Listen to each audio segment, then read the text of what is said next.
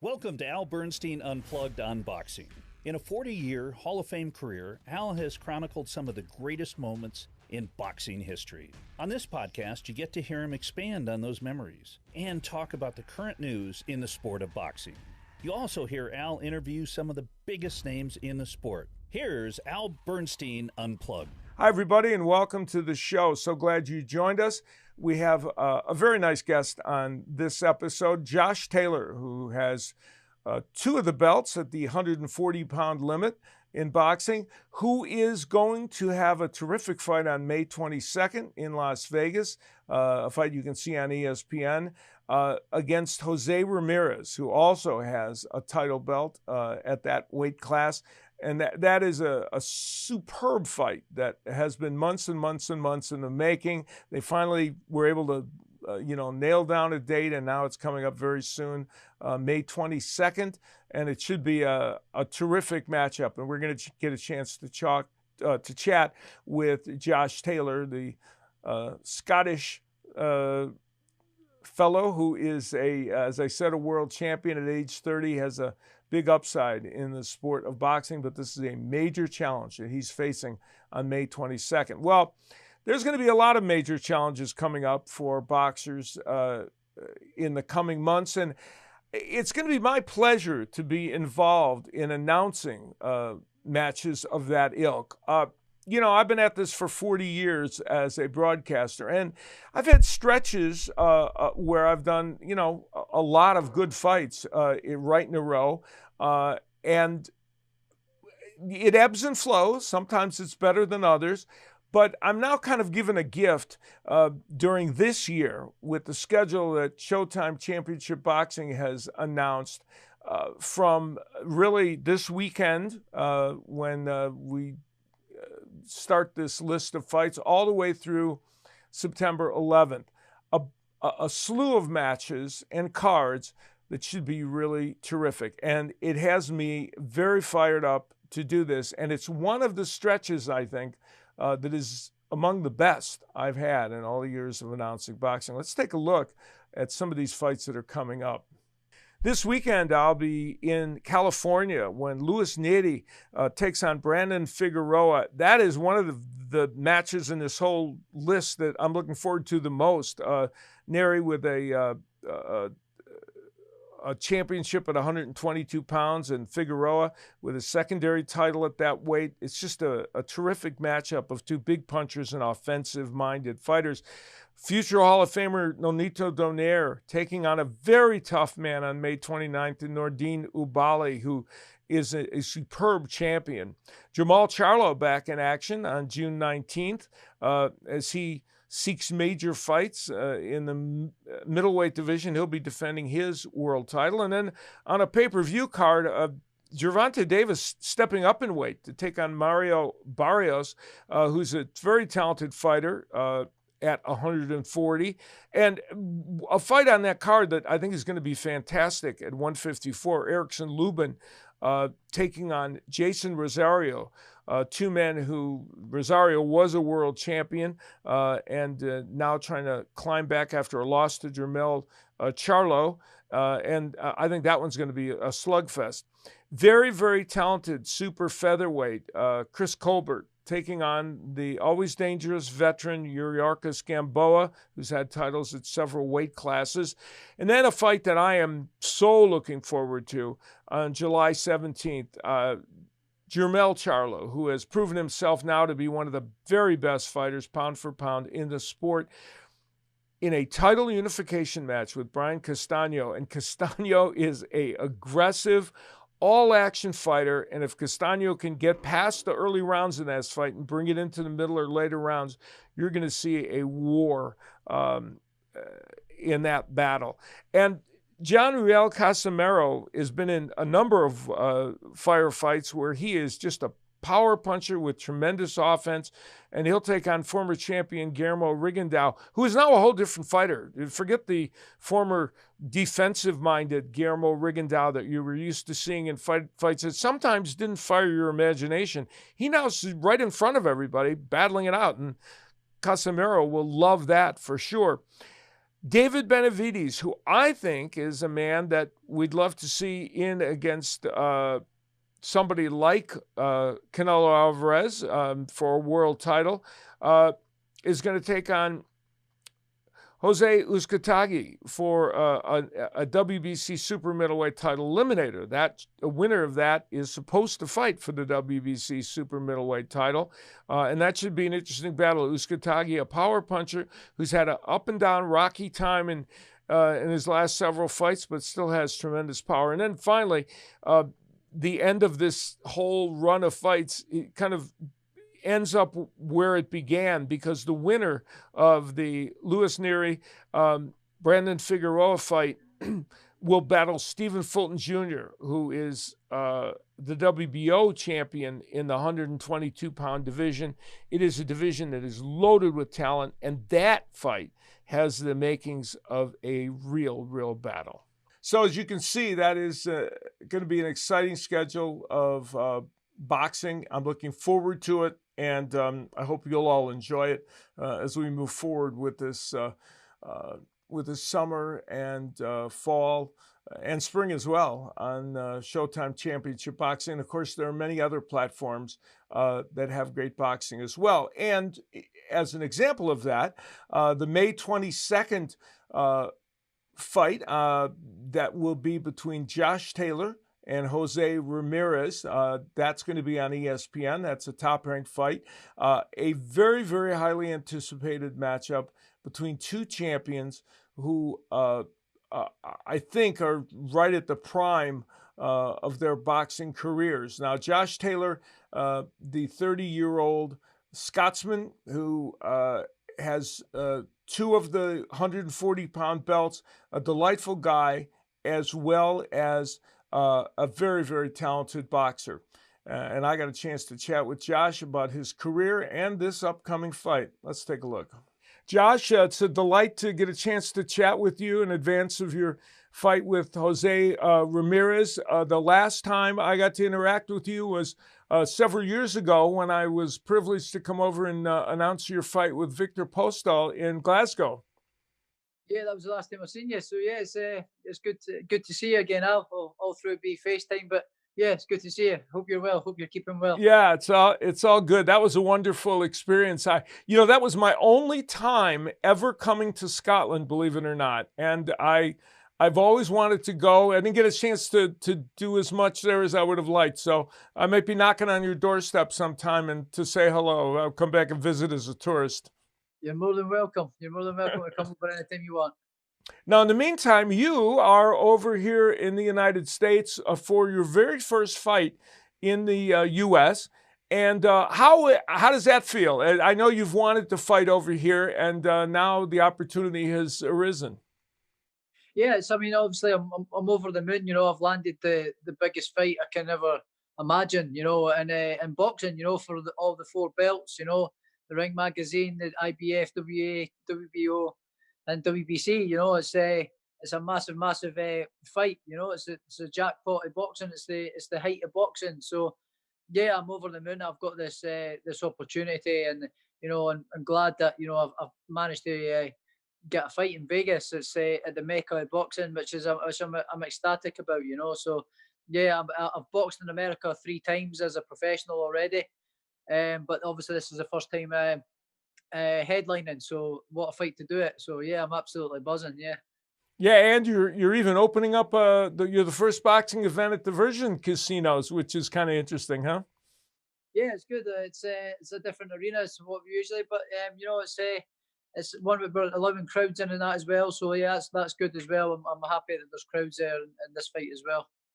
Yeah, you'll have some fans there. I know that. I saw you in a couple other interviews saying how hopeful you were that fans would get to show up, which this is a big plus, isn't it? Yeah, it's a massive plus. It's a fight of this magnitude. You dedicate your whole life for this kind of moment. And you dream so many dreams at night when you're thinking about these fights. And these events. Wishing that you'd be in this spot and this opportunity in front of thousands of fans and a big massive fight and all that, and for it to have been sort of a potential where no fans would have been able to come, and I'm not even allowed. I'm not allowed to have travelling fans now either, which is a bit of a kick in the teeth. It's a bit of a dampener on the whole situation. It's a dream fight, but it's been tarnished by this whole pandemic thing. And no crowds and stuff, and no travelling support. But that's all good. We're all good. I believe I'm going to win this fight, and we'll be back in America to do it again at some point with my travelling support again. All my friends and family come over with me. Yeah, you have a lot of fans in America who the world has become a much smaller place now because of the media. So people are aware of fighters that's what's changed the most in all the years I've been doing boxing. Now, people in America, are well versed now on fighters in Europe and in the UK and your part of the world. Ben Davidson now has been training you for several fights, and you two have had some time with each other. What has that collaboration been like for you? And are you comfortable with now completely comfortable with each other? And how's that working out? Oh yeah, it's been awesome, and I think it's actually this whole pandemic is, it's actually worked out in our favour. It's gave us a little bit more time to get to know each other on a personal level. We've spent a lot of time together. Not just as a boxer and coach. We spent a lot of time together personally with each other. One-on-one time, getting to know each other's minds and how we each other tick, and we know each other very well, and it's turned into a really good friendship as well as a working relationship as well. It's been great. And this, obviously, I was to box last year and it got put back and then put back again. So it's given us more time to gel together and get to know each other better. And the partnership is working brilliantly. I couldn't be any happier where I'm at the minute. I'm really happy with the way things is going and the way we're training, the way we work together. I've never been so happy as a fighter. That's great. And so the pandemic worked for all the negatives. It provided at least one plus. Now, Jose Ramirez, excellent fighter, a champion. This is a title unification match, and as you point out, which makes it even more exciting. Now, the interesting thing is you guys have a common opponent in Victor Postol, who fought very well in both fights. He fought well against you and gave you a good battle, and was in an even closer fight in his loss with Jose Ramirez. Some people felt like Ramirez's performance against Postol was a little bit subpar for him. Yeah, but listen, everybody's discredit going on about Jose Ramirez's performance. What about Victor Postol's performance? Right, Postol did a good job, didn't he? Postol's performance was outstanding. He was great, and I thought Ramirez was very fortunate to come away with that decision. I watched it back a couple of weeks ago, and I actually could have gave Victor Postol the win. When I first watched it the day after the fight, I watched it just the once, and I scored the fight a draw. But then I watched it a couple of weeks back, and I actually nicked it towards Postol. So I thought Postol had a very good performance. Did Ramirez perform below par? Maybe, possibly, I don't know. But all I know is that he was very fortunate to come away with that decision. That's a really interesting point you made, and it speaks to you preparing for Ramirez, because by giving Postol credit for how well he fought in that fight, which he did, as he did against you, he put on a terrific fight in Scotland, and it kind of diminishes this idea that you're looking at a Ramirez that in any way, is diminished from where he was. What do you expect from Jose Ramirez on fight night? I'm training for the best possible version of Jose Ramirez ever. You better believe that. I'm training for a hard fight. He's a good champion. He's a good fighter, and he brings the heat. He brings that pressure and the heat, and brings that the fire. So I'm expecting the best version of Jose Ramirez, and we're training for a full tough 12 rounds, and I'm in tremendous shape. I'm in tremendous condition. So I just believe this is my time to shine. I don't believe that Ramirez is going to bring anything that I've not seen before. Yeah, you mentioned a couple times that the way you put it, which was interesting, was that you feel in every department you're a little better than him. Explain that a little bit more. I just think I'm a little bit better than him in every department. I just think I can fight better than him. I can box better than him. I can move better than him. I've got a better boxing IQ. I've got a better boxing brain than him. I just think I'm better than him than every department. But obviously that talk is cheap. We'll have to prove that on May 22nd. But I really do believe this is my time to shine. And I just believe this is my time. I'm so confident. I'm really supremely confident in coming into this fight. You if you should come out of this fight with a win, which is certainly quite possible, and you're confident that you will, is this a fight that will kind of stamp you? You're 30 years of age. You're already well known in the sport of boxing, and you're a champion. But is this a fight that's going to push you to another level if you get a win here? This is a massive fight for me, for both myself and Ramirez. It's a chance to make massive history for myself. Become the first Scotsman to become unified, undisputed world champion since my fellow countryman Ken Buchanan. The first person from over the pond to be the 4-belt undisputed world champion. And that really, for me, is a massive motivator. It's a huge piece of history to be made, and it really cements my name in the history books as one of the sporting greats. There's only been 6 fighters in the 4-belt era history that have achieved this. So massive motivation for me to win this fight and really leave my name in history and cement my name in the history books, and leave a great legacy.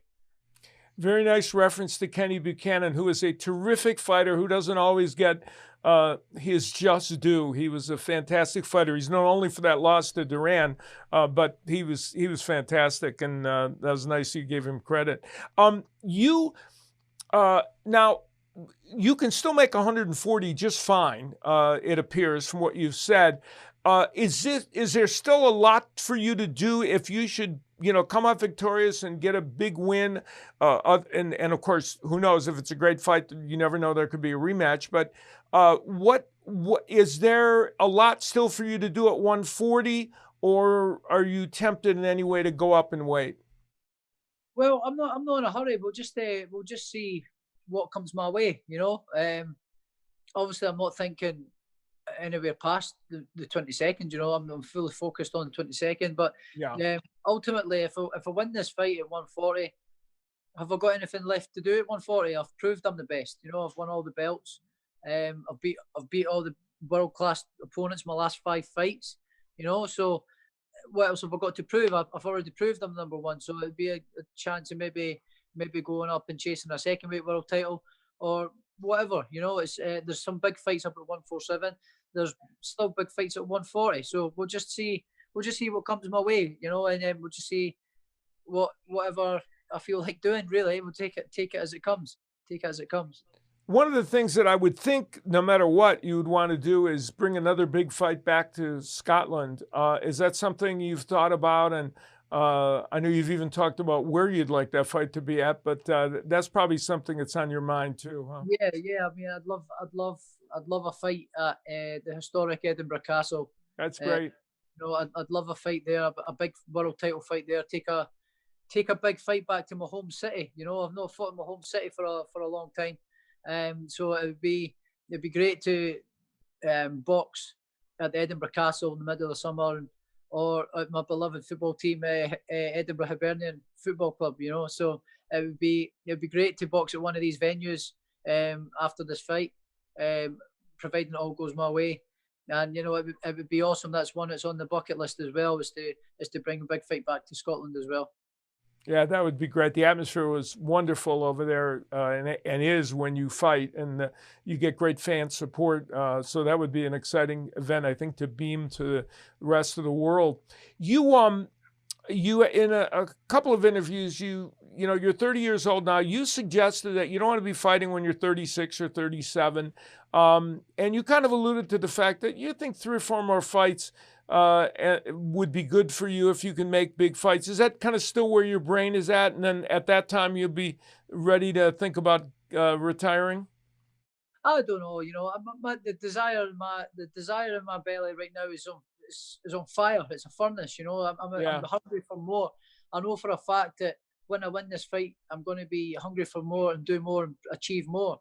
Um, will I ever get the urge not to fight? I don't think so. It'll never leave me. It'll never leave me. But at the same time, do you want to be boxing when you're 40 years old? No, Yeah. you want to be just time to it's time to enjoy life and invest your money well and enjoy life and start a family and enjoy the other things in life. I've dedicated my whole life to this sport. Certainly since I was about 14, 15 years old. My whole life to this sport. My whole adult life has been to boxing. And I've missed out on a whole lot of things and a whole lot of other things in life. So it's if all goes my way. Another 5, 6, 7 fights, maybe tops, and then leave the sport with all my airs and graces and faculties about me, and live the rest of my life as a champion, and go and start my life as start a family and settle down a little bit more, get married to my fiance and things like that. Yeah, you guys just got engaged, right? Things that I've not been able to do as an active fighter, a young hungry fighter. I've gave everything to the sport to get to where I am today. So do I want to be boxing when I'm 40 years old? Now you deserve a little happiness, and congratulations on your engagement. Yeah, that is great. What do you think that in closing here? Do you see yourself winning by a knockout against Ramirez? How do you see it going? I certainly can knock him out. I've seen a lot of things in his game that, I think I'll exploit on fight night. And I do think I'm going to knock him out. I really do think I'm going to knock him out. Obviously, we just need to wait to see the way the fight unfolds and the way the fight goes. But I really do believe I can knock him out, and I do believe I will knock him out.